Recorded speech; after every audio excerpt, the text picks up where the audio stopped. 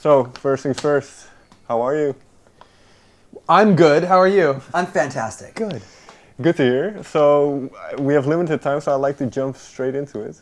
Great. So, after touring for the last record and then kind of going through that whole process, what was the mindset like in the band? What was kind of the feeling looking towards the future? Well, the last record, I mean, I wish we could have toured more for it. I feel like it kind of got... I was kind of let down that personally because I broke my leg like right when we put the record out, and like that kind of just threw off the entire year of 2015, and after that. So for me, it was just kind of like, yay, we put this awesome record out. Like it was super fun to make it. Like let's go tour. Never mind. Let me just go have surgeries instead. Right. So it was kind of like a bummer for me. At the same time, I feel like we did do as much as we possibly could, given the circumstances, and we had a lot of fun doing it. So, I think it was really, for me, it was just really like, I'm excited to get back in and start doing, and just go make another record and get back out on tour and all that kind of stuff. Yeah. And, well, being injured and your mobility is then limited, did you write a lot? Did you think about music a lot? About new material? No. Okay. I was fucking pissed. Okay. Yeah, he was in really bad shape. Like it was more than just like a broken leg. Like it was like, it kind of broke. Broken life. It was just a little bit of broken spirit. Yeah, it was kind of sad. And I think that actually like did work its way into One More Light. Like a lot of the residual,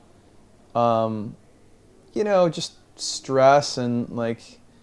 It shows up a lot in the song Heavy, just like one thing leads to another, which leads to another, and all this stressful crap is happening to you, and that's true for anybody. Like we say in the U.S., we say when it rains it pours. Right. Like it's like one of those, that's when you're dealing with that kind of a situation. It's hard to have a good an optimistic outlook and look at things as like you're going to get through it, it's a lesson, or it's like something you can think positively about. Like it's like, if enough lame shit happens to you, you're just like, it's like, really? This is not fair. I mean imagine, some people can probably not imagine this and actually relate to it, but imagine being like really active, doing what you love. We were like on tour, we were having a great time, the band was performing really well, and then not being able to even do anything by yourself. Like you can't shower, you can't lay in bed, you can't get up and get a snack. Like you can't fucking do anything for months. Mm-hmm. You have to have somebody with you 24 hours a day to help you do the most mundane things. Like I need help to go brush my teeth. I need help to go to the bathroom. I need help to sit down. I need help to be just sitting here. Like it sucked, and so that was really tough. So I was really, but luckily for me, it wasn't my first injury, and also Dave challenged me to a marathon right after I broke it, like the day after I broke it and had my first surgery. He was like, "Hey, you want to run a marathon in 7 months?" And I was like, "Sure, why not?" That gave me some fuel to like get up and do things. So I broke it in January. On August, beginning of April, I went on tour with STP and started doing shows on it. So it was hard, but it was also like just beat it into submission so I can get my life back. Yeah.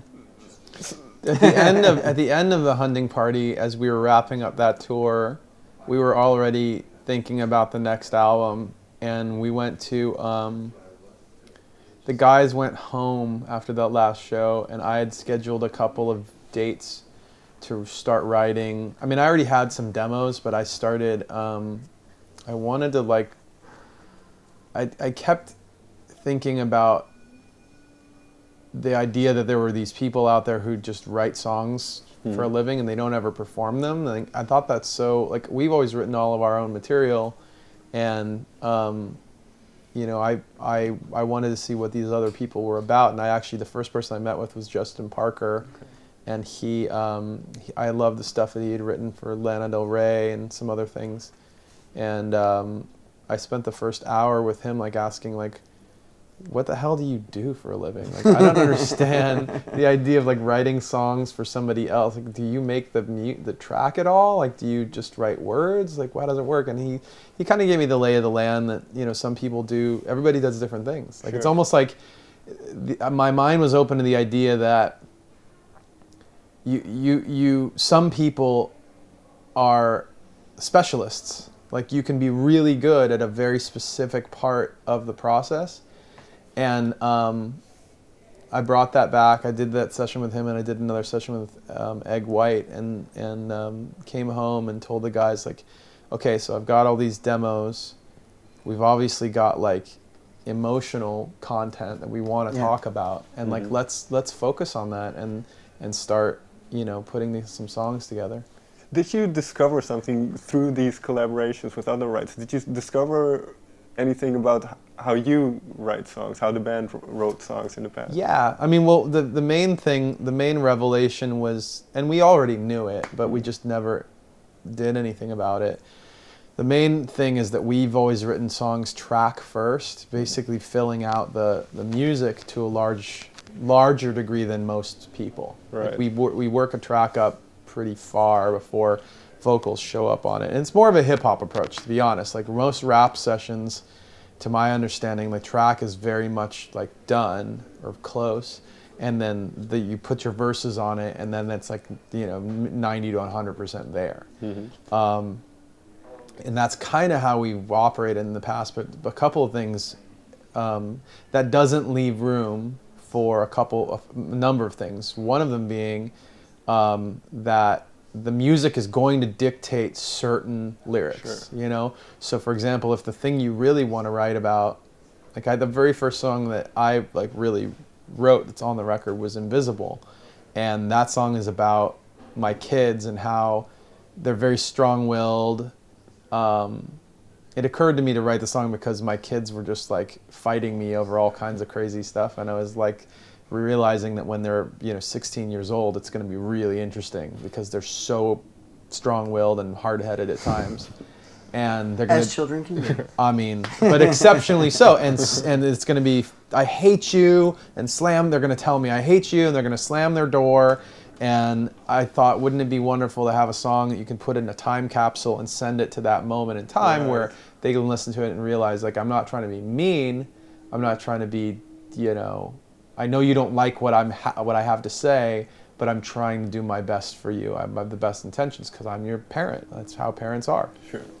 So walking in the door with that idea, you can contour the whole song around with the thing you want to say, as opposed to walking in the door with a sound, a sonic landscape, a track, and the track, there's only like a handful of things that you can sing about. You're like, oh, but I wanted to write a song about my kid today, but this track wants to be about like fuck the man, like it's like a punk rock whatever, and like, okay, well, I guess we're writing about that today, and that may not be the number one thing you're passionate about that day.